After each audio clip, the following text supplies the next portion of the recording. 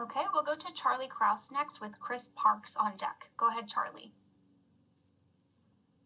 Hey, Reese. I know you're from SEC country a long time ago, and so am I originally. And so I get the big dog mentality, and they get a lot of the press and so forth. And I know you've been outspoken on behalf of BYU to the college playoff rankings and so forth. But where does your heart of heart lies? Do you see a G5 school or a BYU school just eye test only, not strength of schedule, not quality of opponents? Would you see a team, possibly like a BYU or someone else, Boise State back in the day, of saying, yes, you are top four worthy, and even back in the BCS days? Do you believe in that in your heart of hearts? It depends on the situation. It depends on the team. Uh, and I'm not sidestepping the question. I'll try not to make it too long. But oh, that's fine. That's fine. Here's my philosophy on evaluating teams. I think we fall into the best versus most deserving discussion when in actuality, a true judgment of who is best needs to incorporate how deserving you are.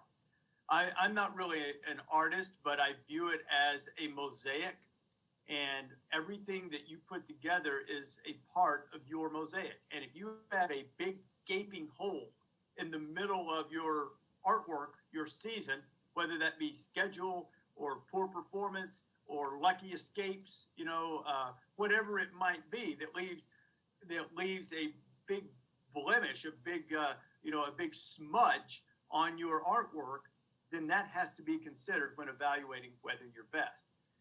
I think there is a path this year for Cincinnati to get into the playoffs. It's a pretty specific path, just to be candid about it.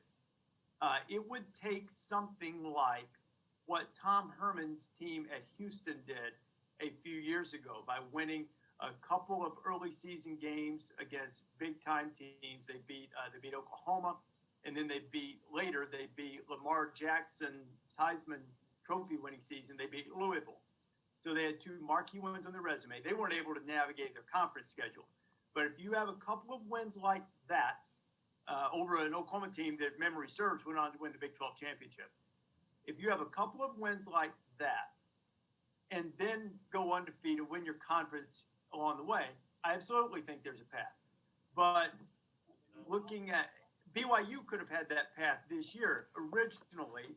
Now, it would have depended on how good those six teams were, but they originally had six Power 5 opponents on their schedule. It was the most ambitious schedule in their history. So there is a path, but it's a specific one, because I do believe that the teams in the SEC and the ACC and the Big Ten, week in and week out, face more formidable opponents on a weekly basis than the great majority of the schools outside the Power 5. That has to be evaluated, and that's fair that it's evaluated that way. So there is a path. You have to have a couple of big-time wins. You also have to have a little good luck in that the teams that you have scheduled and that you beat need to be good. And if they are, as Houston had the opportunity, what year would that have been? 16, I think, if memory serves. Houston would have had that ability. Boise State was close to it by beating teams like Virginia Tech and Georgia in their early season games. And so I think there's a path, but it's a specific one, and it has to do with you also have to prove that you can get a couple of wins against Power 5 level opponents. David, two-part question real quick, one fun and one real. One, does anybody ever have fun at Kirk by touching his food? And then two, a real question.